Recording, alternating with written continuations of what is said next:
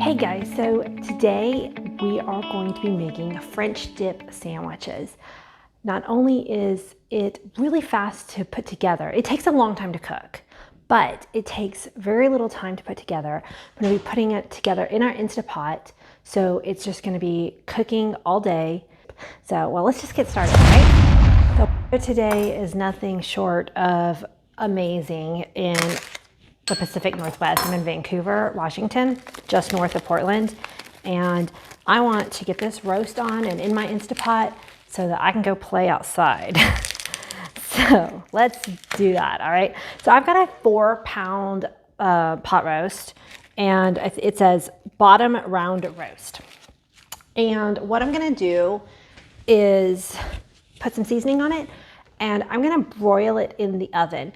So your Instapot has a saute feature, but I find that when you got a big chunk of meat like this, it's just hard to kind of manipulate, and it takes quite a while.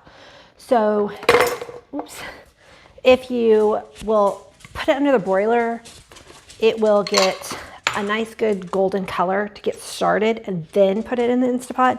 It does get one more dish dirty, this, your roasting pan, but I find it is worth it. So I'm putting some onion powder and some garlic powder in a little bowl here just for ease of mixing. And grab some salt and pepper. The last time I bought pepper, these are like the biggest pepper flakes. I'm used to it being, I guess this is, well, yeah, this is more like flakes, and I guess I'm used to usually buy ground pepper or something. And let's see, we'll be pretty liberal with the salt. And let me grab some olive oil. I still haven't filled up my decanters from last night when I emptied them out. All right, so just a very basic seasoning mix here. Salt, pepper, onion, garlic. And I'm gonna drizzle a little oil. One, it'll help the seasoning stick, and it will help it get that brown color. And the reason why I pre-mixed it in a bowl here is so that way my little hands won't be getting all my jars dirty, and I can just kind of rub the seasoning into my beef here. I'm gonna rotate it. There's these papers on the end here. Let's see. Now I'm gonna leave this fat on. It will help flavor the dish. All right. When we put this roast in the Instapot, I'm gonna put the fat up, so that way as it renders out, it'll just like cook down into the meat. All right, I'm gonna set this aside, and I'm just gonna put this on my roasting sheet, and we're gonna pop it under the broiler. But I've got the broiler preheating, and I'm just gonna rotate it a couple of times.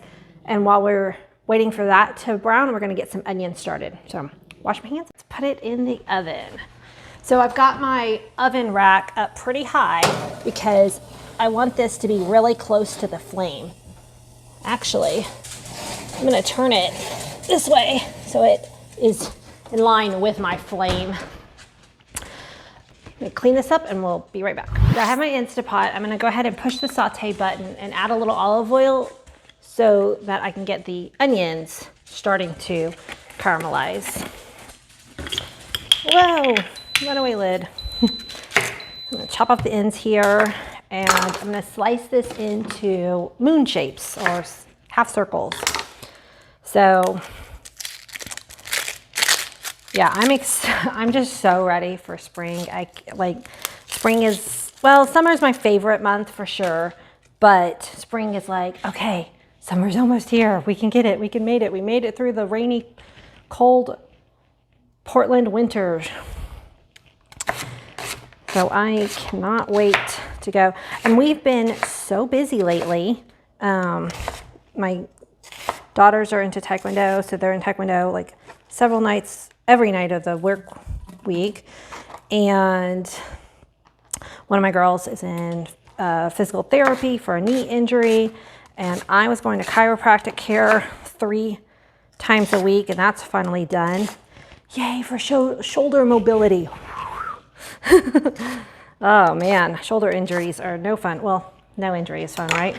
All right, so got these onions in, and let me grab a spoon. Just kind of get them separated. And oh, I didn't peel this one little clove.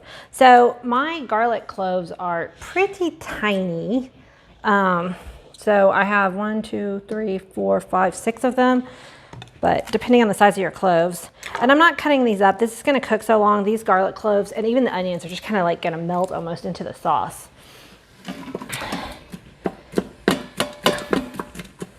So I'll show you what it looks like before. So this is celery seed. I only have like a teaspoon here. I'd probably use a little bit more, but that's what I have. I need to remember to put this on the grocery list. It's just a good background flavor. Actually chopping up some celery and putting it in. Celery is a undeserved hero, or no, that's underappreciated. It actually adds a lot of flavor to dishes. And a bay leaf. Oh, these are fresh bay leaves. You should be able to, when you open your bay leaf, you should be able to smell them. If you cannot smell them, then they've been in your pantry too long, and you need to get rid of them. They smell delicious. All right. So then I got some beef stock, and we're going to add a little bit over a cup of beef stock. Actually, I'm gonna put like 2 cups. So about half this carton. And we're gonna go check on our roast. Okay, so if we pull this out, you can see it's kind of starting to get brown. The shape of it is making it where it's almost burning in that one spot. So I'm gonna kind of rotate it and put it back in for a little bit longer before I flip it. And so this step does take some patience, but it's worth it. So we'll go ahead and let that keep going, and I'll keep rotating it, and I'll show you what it looks like before we put it in the Instant Pot. Or while I have you on the stick, let me go ahead. So this is really just a bunch of broth and, you know, the onions and the garlic. Okay, so as you can see, don't forget your tray is hot. I'll do that sometimes. I'll pull something out of the oven, and then my brain totally forgets the next second that this just came out of a 500-degree oven. So I've got some nice good color on it. Unfortunately, I didn't get color on that fatty top side because it got a little bit, but it wouldn't stay up on that side. So you can skip this step, but it does add a lot of flavor to the final dish. But if you're in a time crunch, go ahead and skip it. Okay, so we're gonna carefully pick this up. I'm gonna use my wooden spoon to help support it and lower it down into my Instant Pot. Kind of just make sure that it's in there good. I'm gonna get I'm gonna get a ladle and kind of ladle some of the broth on top. You don't really have to. If your roast doesn't have that nice layer of fat and it just seems really lean, you can add a pat of butter on top, and that will add really good, yummy flavor. So I've got some onions and a couple of pieces of garlic on top too, and it'll just help melt everything down in there. So we're gonna put the lid on. So I turned it off while it was under the broiler. I went ahead and turned off my Instant Pot because it actually had come up to a boil, and I didn't want to reduce down all my liquid. All right, so we wanna make sure we put it to searing depending on what style of Instant Pot you have. Let me get this out of the way so I don't burn myself. And the internet consensus, because I always have to look this up every time, the internet consensus says about 20 minutes per pound of for your roast, and we want ours to be really tender, so I'm going to add a little bit more because I want to be able to shred mine. So this is a 4 pound, 80 minutes. That doesn't, just hold on. So okay, we're gonna hit the manual button. Oh well, that says 180. That's okay. We're gonna poultry. It doesn't really matter. You're just gonna try to. I'm gonna go to 100, just because like I said, I want it to be like fall apart tender. So after that, we will check on it and we'll show you the rest of how to make French dip sandwiches. All right, so the Instapot finished and I went ahead and let it do a natural release. So we'll go ahead and take the pot, the lid off, and we'll see if it is the right texture. Oh my gosh. Smelling this all day has been, let me tell you, something quite torturous. All right, let me adjust this real quick. Okay, so hopefully this will be really shreddable. See, like that? And we'll just want to kind of get in there and shred it apart. And it's not shredding, like the top layer is doing pretty good, but it's not shredding, it's not just completely falling apart. So I'm actually gonna put this back in and keep cooking it because I just want it to just fall apart super easy. Now, if you were making like a pot roast or something, this would probably be perfect, but I want my beef to actually be shredded. So I'm gonna turn it back on and put it on for another about half hour and we'll check on it again. We put the lid back on and put it back in for a little bit longer. So now let's see what it looks like. Oh, gosh, guys, I know that like saying about, oh, I wish you had smell-o-vision is way overused, but seriously, this has been smelling so good all day. And see, now it is just simply falling apart. So perfect. That's exactly what we wanted. Okay, now, so French dip sandwiches have a dipping sauce called an au jus. I'm probably saying that completely wrong, but what it is, it's just the broth that we cooked the meat in, and you make your sandwich and then you can dip it in. And I think it originated because you would use a kind of stale, crunchy piece of bread and that would help soften your bread. Today I got just some hoagie rolls. I really do like to use French, like a crusty French loaf, but I just had bad luck trying to find it this week at the store. So I grabbed these instead, but they'll do. All right, I don't know, has anybody seen these? This is a fat separator.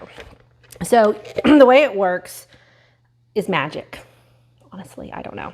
It has something to do with the densities of fat versus the other liquid. Fat is less dense, so it's gonna float to the top. You put this stopper in and it creates, there's a hole down here at the bottom and it creates some kind of suction. I wish I knew more. This has a kind of a sieve in it so that the onions and pieces of meat won't go in. But basically the reason why you do this is so that way your broth that you're using, I forgot to taste it to see if it's salty enough. Let's do that real quick. Okay. I'm stirring it because there is a layer of fat, and so I don't really want just a mouthful of that fat. It won't taste as good. Yeah, that is so good, but it definitely needs more salt.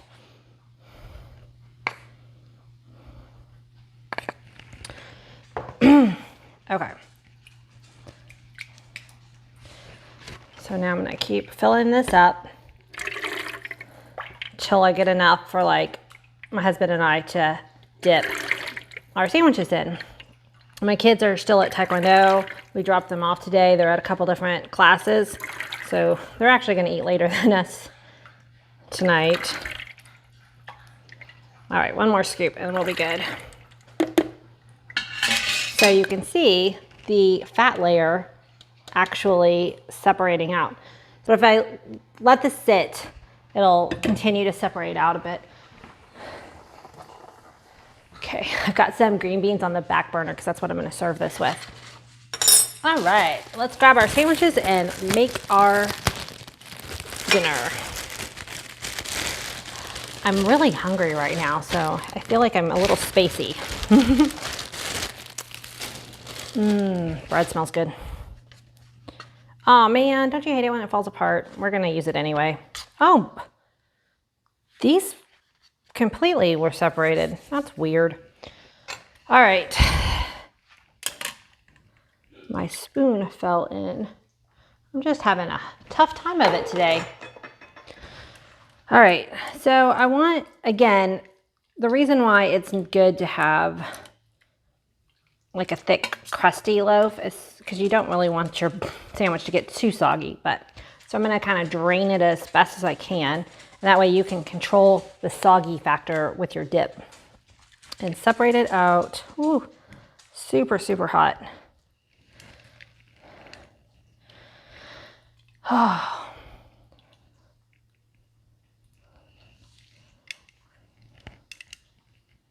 There's a big piece of fat. So I'm gonna have a lot of this later in the week. I'm gonna make a beef and vegetable soup. So the onions have pretty much just kind of disintegrated into the sauce. I mean, you might see a couple pieces here and there, but that's it. All right, I like Havarti on mine, so I'm gonna do Havarti cheese. And my husband prefers provolone on his, so I'm gonna put Havarti on one and provolone on the other. And I'm gonna put this under the broiler and let it get toasty brown. Oh, it's gonna be so good.